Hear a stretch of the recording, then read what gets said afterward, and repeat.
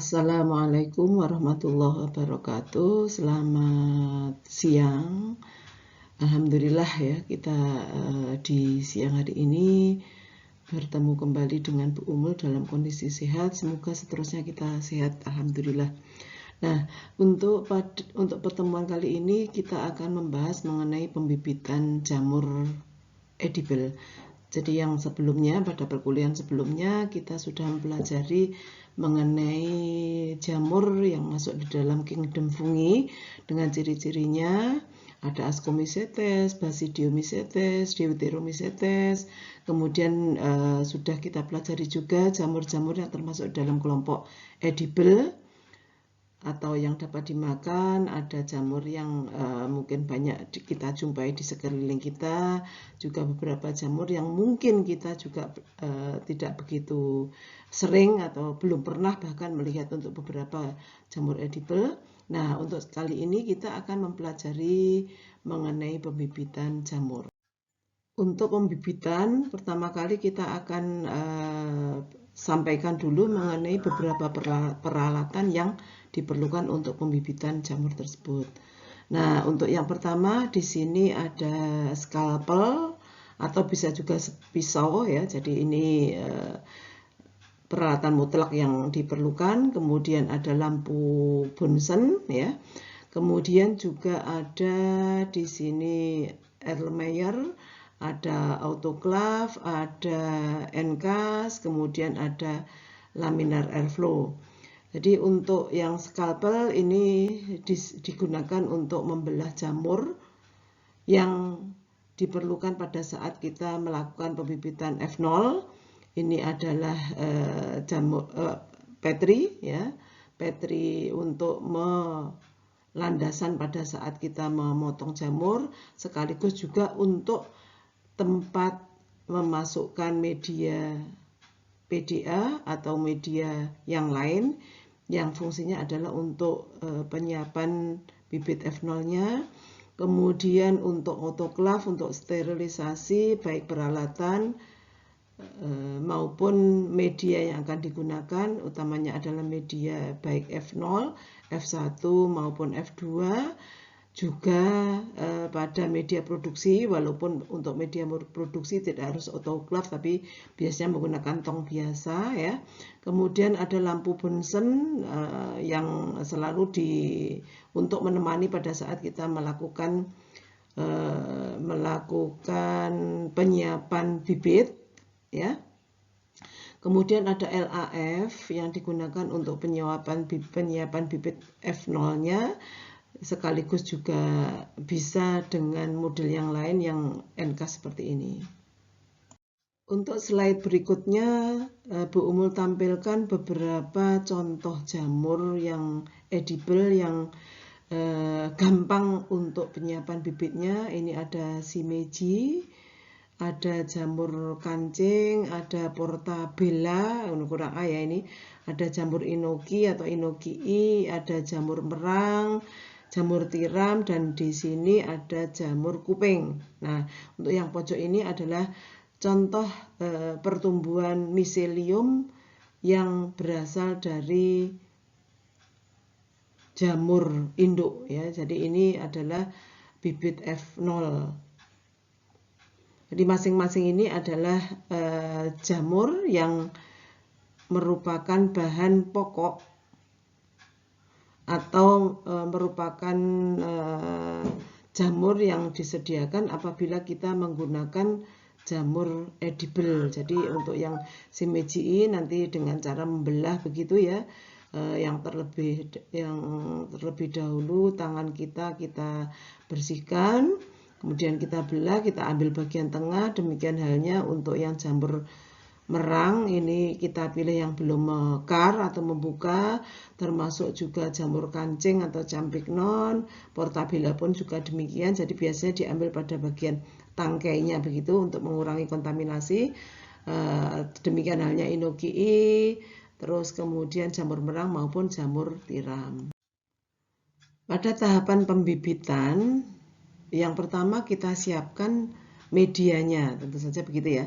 Ini adalah contoh media untuk F0. Jadi kalau F0 itu medianya adalah yang sering digunakan itu PDA, potato dextrose agar atau tauge agar. Silakan komposisinya apa, saudara bisa browsing, bisa mencari ya.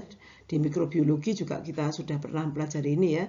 Di komposisi utamanya ada dextrosa, ada ekstrak kentang ya, kalau tauge ya ini tauge, kemudian ada ekstrak malt, ada media dedak, ini ya dedak padi dengan ukuran 200 gram, gelatin, aquades ya, terus kemudian ada agar miring atau cawan. Nah, ini komposisi dari PDA atau potato dextrose agar. Kentangnya kita gunakan 200 gram ya, kemudian kita iris-iris, kita bersihkan terlebih dahulu, kita iris kecil-kecil begitu bentuk dadu, terus kemudian kita rebus sampai mendidih, terus kemudian kita biarkan untuk mengeluarkan ekstraknya, biasanya adalah antara 15-20 menit ya.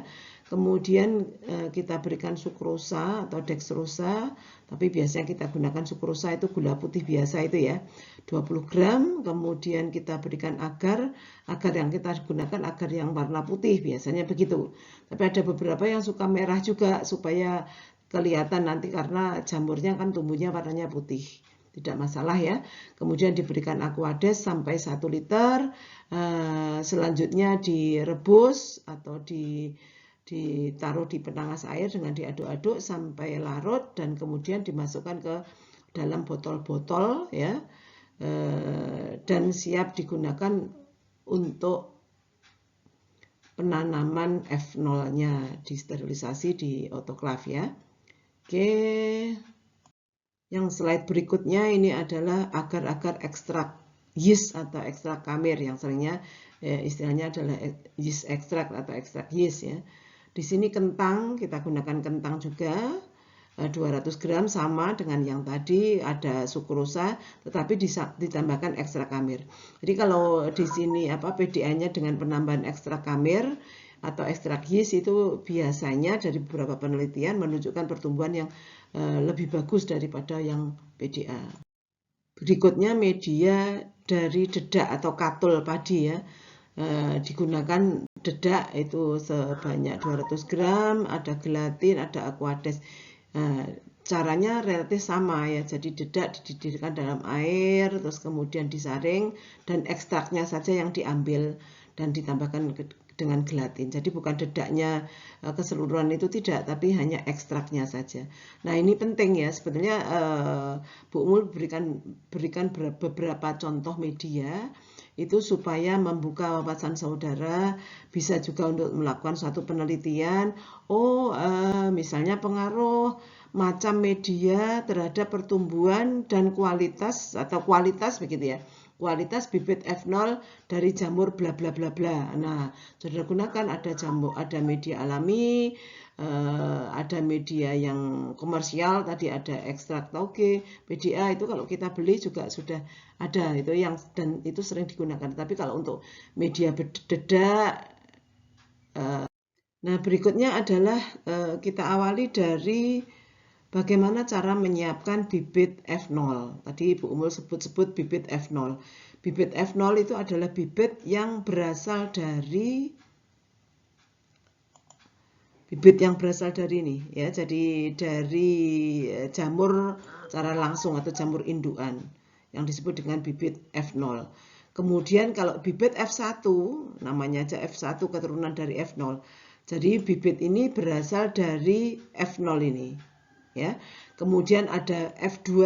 Nah, bibit F2 itu biasanya dikatakan sebagai bibit sebar. Jadi seringkali kalau petani melakukan budidaya jamur, itu bibit yang digunakan bukan F1, apalagi F0. Kalau F0 memang nggak bisa ya, itu digunakan F2. Atau nanti ada namanya bibit backlognya atau bibit sebar, bibit produksi begitu ya.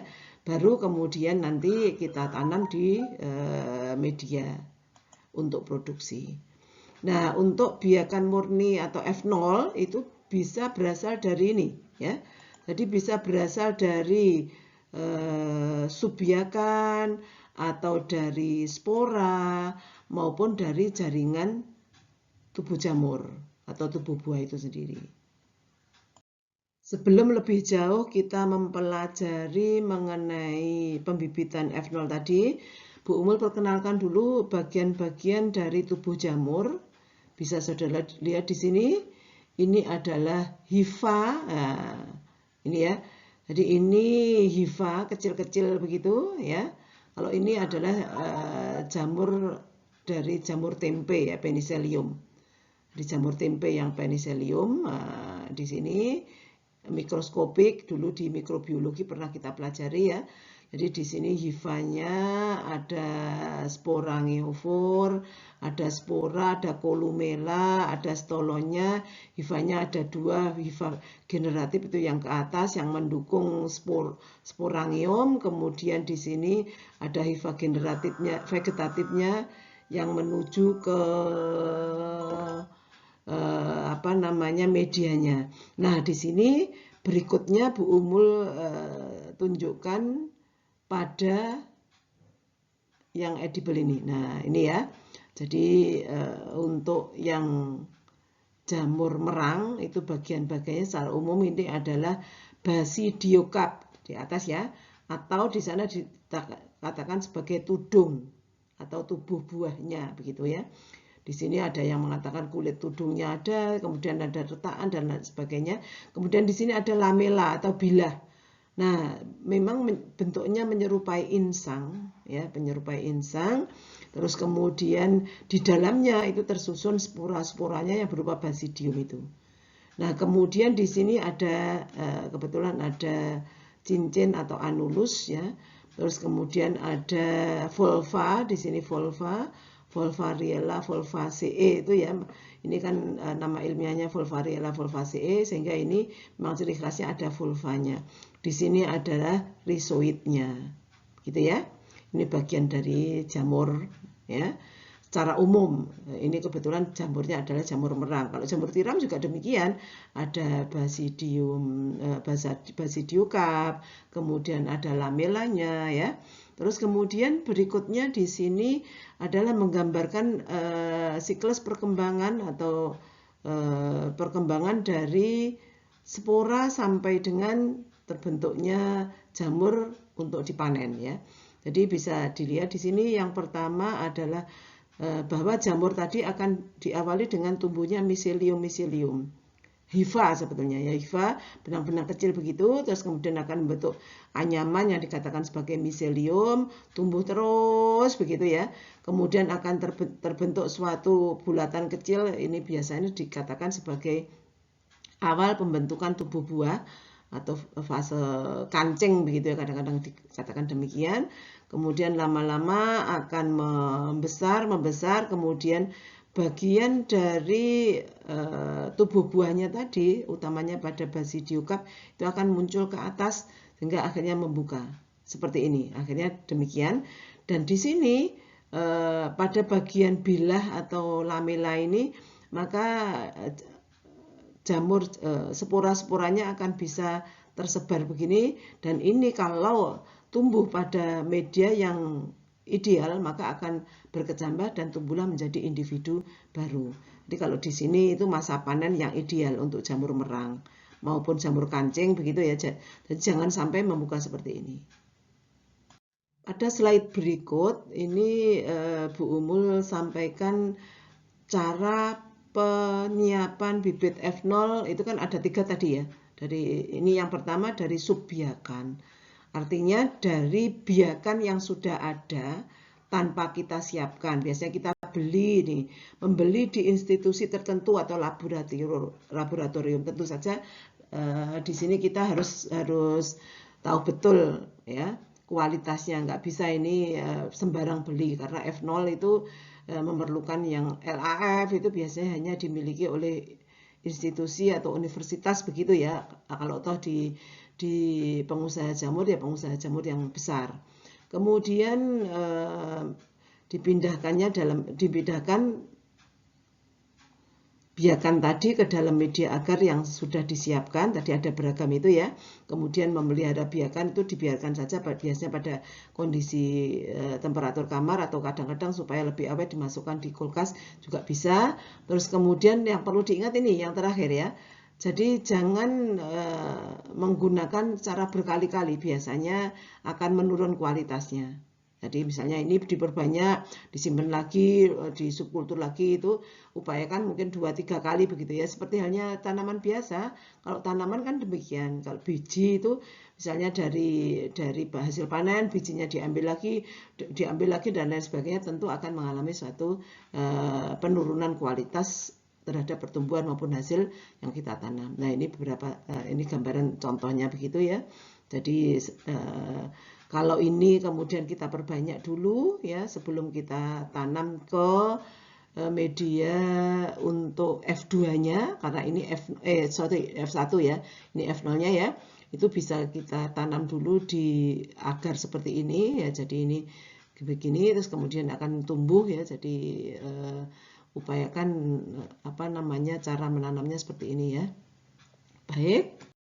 Nah, kalau tadi dari subkultur, ini dari spora. Nah, tadi Bu Mul sudah sampaikan ya bahwa sporanya itu ada pada bagian bila atau lamela.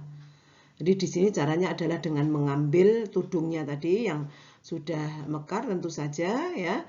Terus kemudian kita potong bagian stalaknya, kemudian disiapkan kertas yang sudah disterilkan, diletakkan cawan tadi atau basidium cupnya tadi yang ada bila-bilanya, kita taruh di atas kertas steril. Tentu saja ini dilakukannya di NCAS ya, atau di LAF ya.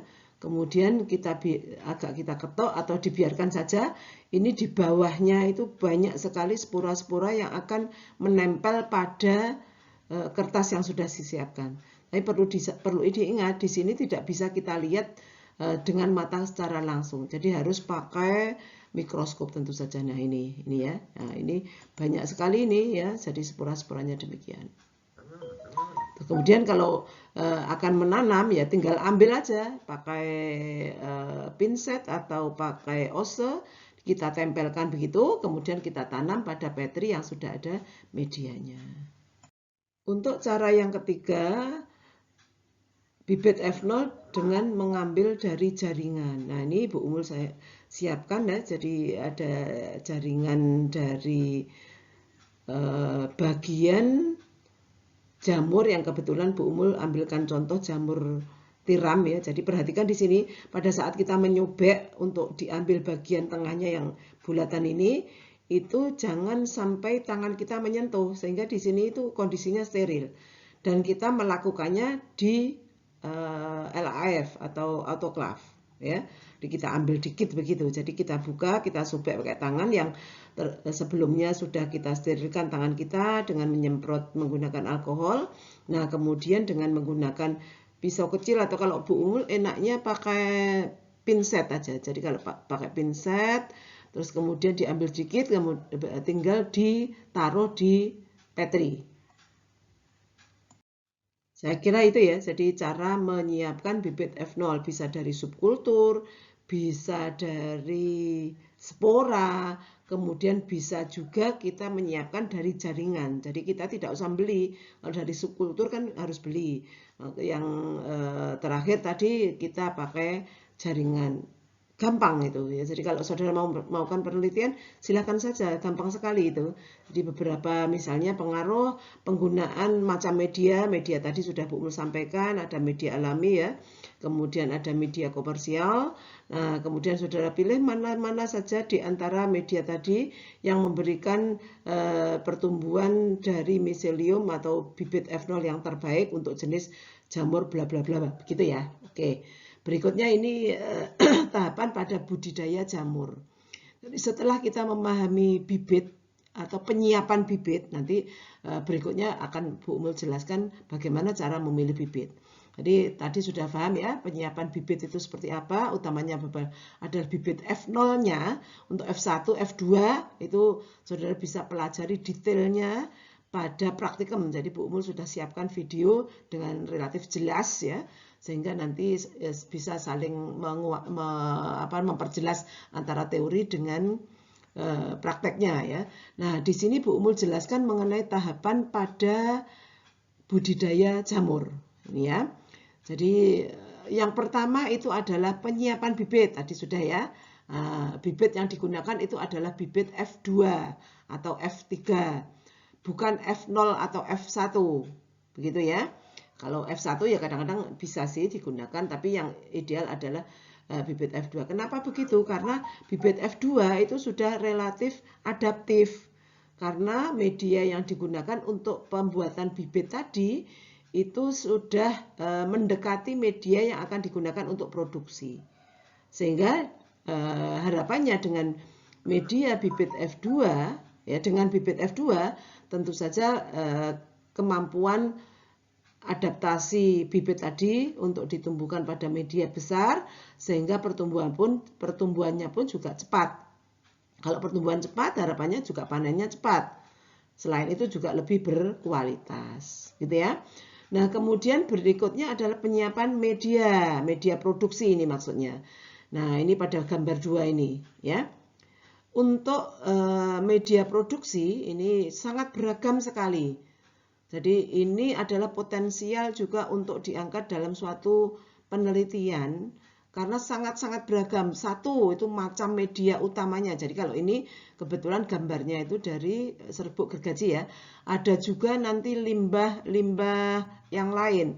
Misalnya limbah tebu, ada dari jerami, kemudian ada dari kapok dan lain sebagainya. Kemudian selain itu selain dari macam media utama itu juga nutrisi yang ditambahkan itu beragam. Ada yang menambahkan molase, ada yang menambahkan E4. Kemudian yang lagi tren sekarang itu dengan penambahan PGPR. Nah, silakan saudara apabila ingin penelitian berkait dengan apa yang Bu Umul sampaikan, bisa saudara tambahkan nutrisi-nutrisi yang beragam tadi. Atau biostarter ya, kadang-kadang dikatakan juga sebagai biostarter, silahkan saja. Kemudian berikutnya adalah tahapan penanaman atau inokulasi di sini. Untuk tahapan penanaman itu tidak harus dilakukan di enkas atau autoclave, tapi cukup di luar begini. Jadi sebelumnya ini ada sprayer yang sudah kita isi dengan alkohol ya. Kita semprotkan sekeliling kita begitu. Terus kemudian kita siapkan lampu, bisa lampu Bunsen atau lampu apapun ya. Kemudian dengan menggunakan F2 tadi atau F1 tadi diambil secara aseptif ya. Yang sebelumnya itu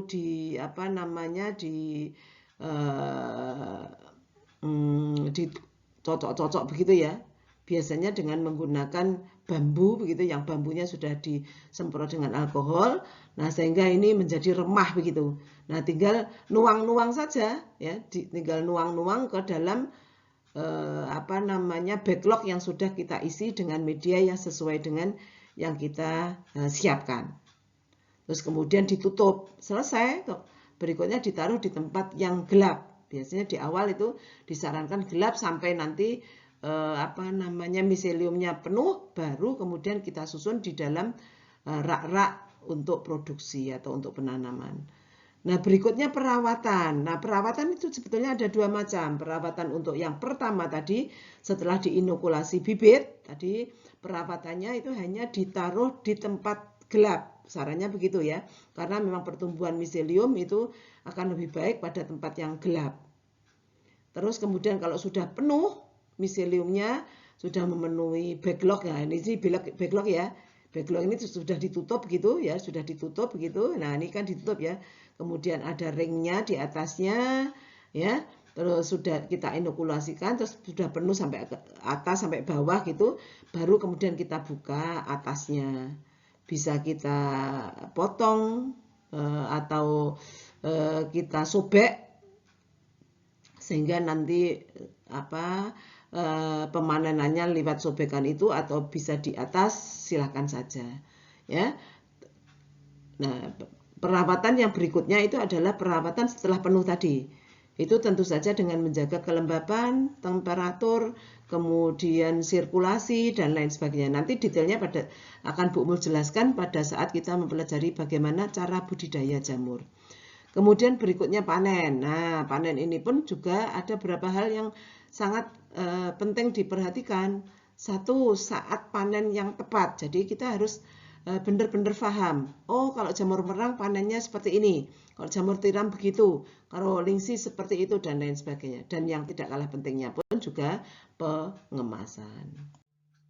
Nah, ini ternyata Bu Umul sudah siapkan juga ya. Jadi media tadi sudah Bu Umul singgung-singgung, pada dasarnya ada media alami dan media sintetis. Terus kemudian media alami tadi kalau yang sintetis yang beli itu ya, yang biasanya PDA itu ya. Tapi kalau yang alami itu bisa dari sari buncis, kemudian saudara tambah-tambah begitu dan lain sebagainya ya. Jadi bisa saudara siapkan dan kemudian bisa saudara pelajari mana-mana yang lebih bagus. Kemudian ini juga saya berikan contoh media alami yang lain dari bawang bombay dan umbi kentang. Terus kemudian ini contoh media F2. Kalau media F2 itu ada serealianya, sama dengan media F1. Tapi kalau media F1, kandungan serealianya di sini lebih banyak, begitu ya. Terus kemudian biasanya tidak atau tanpa menggunakan serbuk gergaji. Kalau tanpa menggunakan relatif sedikit, begitu ya. Kemudian ada kapur, gips dan lain sebagainya. Caranya bisa saudara baca sendiri. Nah, ini F3-nya. Ini F3 itu ya sama dengan media produksi, hanya biasanya pada ditaruh pada botol-botol atau pada backlog yang masih kecil, gitu ya. Jadi di sini ini untuk tugas saudara. Saudara diminta untuk membuat hitungan sederhana kebutuhan minimal untuk bisa berwirausaha jamur. Nah, ini saudara silahkan saudara tuliskan ya, nanti kalau sudah saudara sampaikan melalui e-learning nanti pada tugas assessment untuk tugas ya, tugas pada pertemuan ini, gitu ya. Kemudian juga bisa saudara tambahkan langkah-langkah agar bisa diproduksi jamur itu dengan baik, gitu ya. Tapi yang penting ini aja, udah ini aja. Nanti saudara bikin hitungan ini aja ya. Untuk tugas yang kedua saya kira tidak usah ya. Oke. Berikutnya Bu Umul seperti sampaikan di depan, ini Bu Umul berikan contoh cara atau tips untuk memilih bibit. Jadi kalau tadi bagaimana cara membuat atau menyiapkan bibit, maka di sini kalau saudara melakukan misalnya usaha jamur tetapi bibitnya beli, maka di sini beberapa Bu Umul tuliskan atau sampaikan bagaimana cara memilih bibit dari F0, F1, F2 sampai dengan bibit produksi ya. Untuk bibit F0 itu pilih yang kalau mau membuat gitu ya. Jadi ini bibit F0-nya, pilih yang masih muda ya, kemudian gagangnya ini stalaknya itu yang keras, yang besar. Nah, tadi Bu Umul sudah singgung. Tapi kalau saudara beli yang subkultur ya pilih yang pertumbuhannya padat, kelihatan putih begitu, tidak ada kontaminan ya. Nah, seperti itu. Kalau bibit F0-nya tadi kan ada di Petri, di apa namanya, maaf, agar di miring ya, tabung reaksi yang sudah diisi dengan agar miring. Tadi kan ada medianya di depan, Bu Umul sudah sampaikan.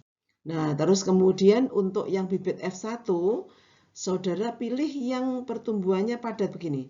Nah, di sini sengaja Bu Umul apa namanya carikan foto diawali dari pertumbuhan yang pertama, kedua, ketiga, keempat, dan kelima. Kita boleh saja beli yang ini. Mana Bu yang bagus? Nah, saudara yang bagus disesuaikan dengan saat saudara akan menanam. Jadi misalnya saudara katakanlah di luar Jawa begitu, saya kepingin yang beli sendiri, kebetulan saya pulang kampung begitu ya. Ini saya bawa di Jawa padahal di sana kan belum siap. Saya beli yang ini aja karena masih lama, silahkan saja ya. Jadi pada dasarnya dipilih pertumbuhan jamurnya atau miseliumnya yang padat begitu, padat berisi gitu, putih gitu ya. Nah, kalau di sini siap tanam. Jadi kalau sudah seperti ini ya jangan sampai ditunda-tunda penanamnya. Paling lama mungkin 1 minggu itu sudah harus ditebar. Kalau ini kan bisa membutuhkan waktu sekitar semingguan lagi sampai penuh dan seterusnya. Begitu ya. Jadi berasal dari induk F0 yang baik, kemudian miseliumnya tebal, terlihat tebal warna putih begitu ya. Kemudian merata.